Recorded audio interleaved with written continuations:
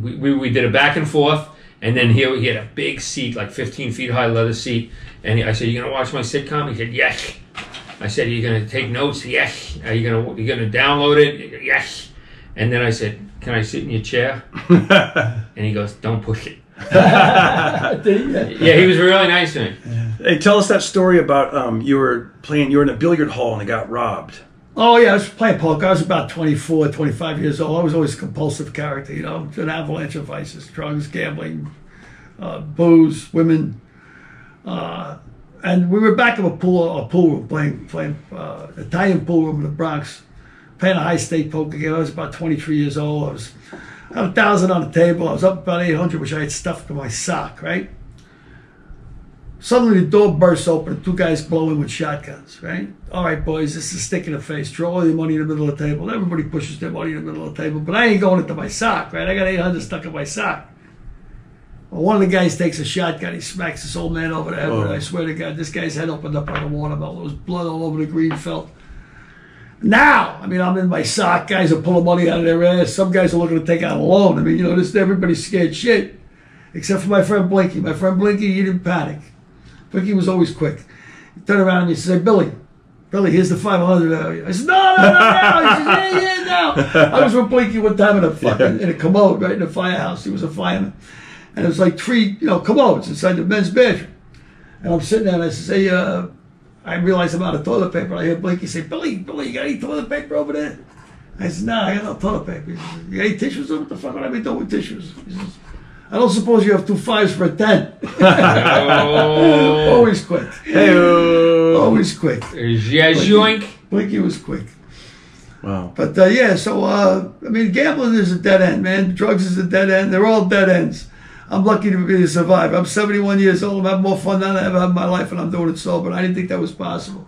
So what the fuck? I mean, it is what it is. Do you know any gambler that has ever made out? Oh, yeah, if you're on the right side of the house. But the thing about gamblers, it's a compulsion. I knew this guy Dennis, right? He's my friend Steve, who was my partner.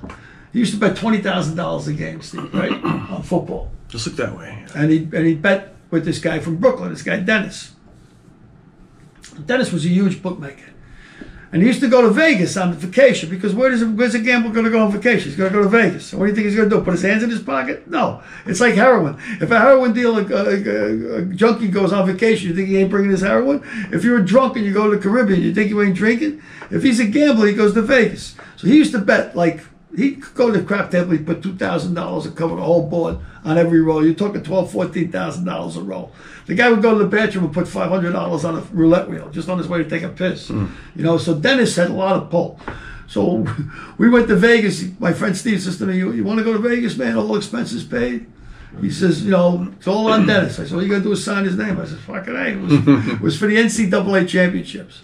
I remember Duke was playing. I forget what he was playing. But we get on a plane. I get on. The guy I'm going with is out of his mind, right? This guy can start a fight in an empty room, right? He's crazy fuck. This guy Steve, my partner, and he was a nut gambler too. But we get on a plane. I'm hungover from the night before. I'm out till like 5 o'clock in the morning. I've had about 3 good screwdrivers in the airport just to get myself right. And I get on the plane. I said, how soon can I get a drink, man? My voice is like gone. And the stewardess says, as soon as we get up in the air, so we start ordering 4 screwdrivers, right? We're drinking screwdrivers. Now I start laughing. I'm starting to make a comeback. And all the old women on the plane, it's like 8 o'clock in the morning, we're on our way to Vegas. All the old women are giving me dirty looks, right? And I'm like fucking making faces. I'm really like an embarrassment, Yeah. And all of a sudden, this guy comes up from the front of the plane. I swear to God, this guy looked like a Central Casting, like a biker from Central Casting. He was as big as a beer truck, right? Beard, the tattoos, the whole works. He gets right up in front of me. He says, you the guy you're making all the fucking noise? And I said to Steve, we're going to have a beef, man. This guy, look, I'm just looking up through bleary eyes. This guy's like huge. And he says, yeah, well, let me tell you something, McCaw man, or McCaw man, whatever, hee-haw man. Here's my contribution. He hands me 5 pills, right? Now I'm drunk as fuck, I know. I say, hey, thanks, brother. And I take the 5 pills and wash them down with a screwdriver, right? No idea what I'm taking. Oh. Well, I wake up the night of the game at 9 o'clock. I'm in a hotel room. My throat feels like gravel. I'm like, how the fuck did I get here? What happened? They took me off the wheelchair in a plane. Whoa. They took me off the plane in a wheelchair. The two stewardesses, they say, yeah. Anyway, I go downstairs. I got to get a drink. The game is going on. Steve's with the two stewardesses. I can't believe it. I said, I can't believe these bros are here. I said, why the hell would you be? She said, you were a lot of fun before you passed out. They took me out in a wheelchair off the plane. Nice. Oh, man. Yeah, Vegas. That's like the, what's that song by the, Put Me in a Wheelchair, I Want to Be Sedated. Ramones. The Ramones. I Yeah. want to be sedated, yeah. Gosh. Joey Ramone.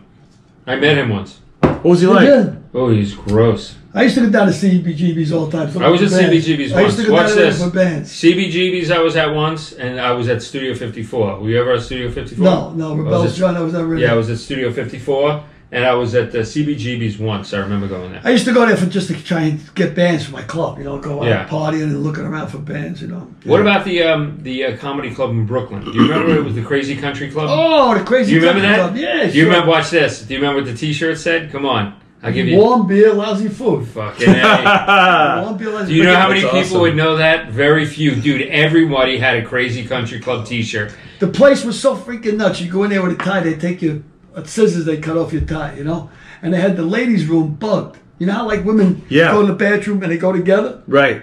So if two guys were hitting on two girls, and then the two girls would go in the bathroom, they turn on the speaker and it would come on all over the thing. That's Like, they'll hilarious. say, I like the guy, Yeah, I Billy, like and- that one guy, but the other guy's an asshole. How about you go with that guy? And it'd be going all over the place. Why would they cut the tie? To be like, hey. breaking balls and they Yeah, go yeah, up on It the wall. was like a They used comedy toilet- club, they but used it was toilet paper. interactive. It was They use toilet paper for instead of napkins. They roll the toilet paper. Crazy Oh, my Country Club. gosh. Was- Warm beer, lousy food. I Warm went beer, there wow. once, and if I'm not mistaken, it's somewhere along the way. Did you ever hear that was also the same building for Saturday Night Fever? The disco, no, I didn't know that. 2001. Really? Was supposedly the Crazy Country Club. Really? That's what I heard. Wow. Yeah. Listen, he's going to be on the podcast with John DeResta, and you have 2 books. Tell him what the books are called. I got 2 books. One's Confessions of a Bronx Bookie. It's about sex, drugs, gambling, and a mob. You write what you know. Everything that made this country great. And the other one's called The Mick. It's about a crazy Irish firefighter who I know well in the Bronx. And it's actually a funny book because it tells you all the shit the firemen do behind closed doors. And it's all funny pranks and shit. Busy houses especially. Guys stay up all night. They break each other's balls. A lot of funny stories. But it ends, of course, at 9/11, where this guy finds himself. And 9/11, man, talk about a life-changing moment. I was in Nam, but Nam made 9/11 look like a day at the beach. I mean, we were peeling guys down there.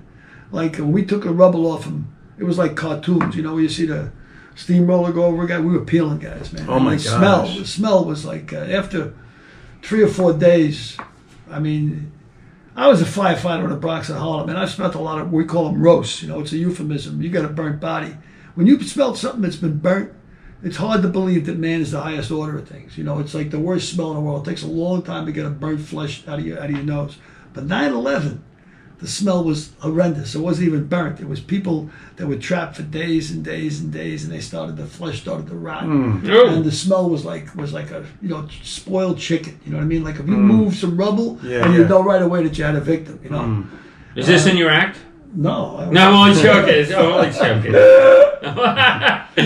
But guys, the bottom of our shoes were melted. It was a lot of that, and of course the atmosphere was about it. We've lost like 1,400 guys since 9/11. Oh, it's afterwards is the worst. Oh, yeah. On Facebook, Bone on my cancer. Facebook, every other day. Every day I get a call: bone cancer, lung cancer. One guy told me eye cancer. I didn't even heard eye cancer. Like, to watch this, I could beat it. A guy was my lieutenant, got a big pension, right? Nice pension, moves to New Jersey. His wife says, are you okay? He's playing with his handguns, playing with them, snapping them open, snapping them shut, loading them, unloading them. His wife calls the local police. He runs out in the woods. Police chase him. Come back 3 minutes later. We had to kill your husband. Jesus. Whoa. He lost his mind from 9/11. That's they Yeah, blame it no, on it 9/11. was bad, man. It's a bad scene, man. It was bad. I went down to Keys. I was drinking about a quart of scotch a day, man, every day. I was like, trying to bury it. But Key West? yeah. I didn't know lived you down were a in gay Keys. guy. Yeah, I tell you, the Keys are great, man. I know, I've been there. I had a great time down in Keys. I love Florida. I want to ask you this before we go. Any words of wisdom, any bit of advice you can tell our viewers? Yeah, man. Compulsion of any kind, and nothing succeeds like moderation. Oscar Wilde once said, "Nothing succeeds like excess." Well, I tried that route, man. It don't work.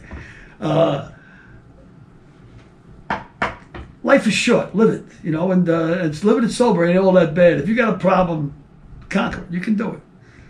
And that's about it. I mean, my life has been good. My life has been good so far. I'm relatively healthy. Got a few issues, but at 71, I already beat the system, you know. But I'm the kind of guy, I swear to God, I told my girlfriend one time, I said, you know what, if I die tomorrow, I'm beating the system. She says to me, you're so full of shit. She goes, you like life so much. When I'm burying you, you'll be scraping on the side of the side of the tomb. Just give me 5 more minutes. She might be right.